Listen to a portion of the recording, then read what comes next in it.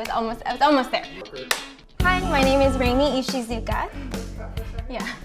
In order for your skin to look its healthiest, you actually need good bacteria. Prebiotics are the food that actually fuel the good bacteria to create a healthy microbiome. The skin's microbiome is an invisible, carefully balanced collection of trillions of microbes living on our skin. Microbiomes are important to the skin's health because it provides nutrients to the skin and encourages a balanced, healthier looking surface. So now I want to show you my morning skincare routine. So the first thing that I do in my morning skincare routine is cleanse my face really well.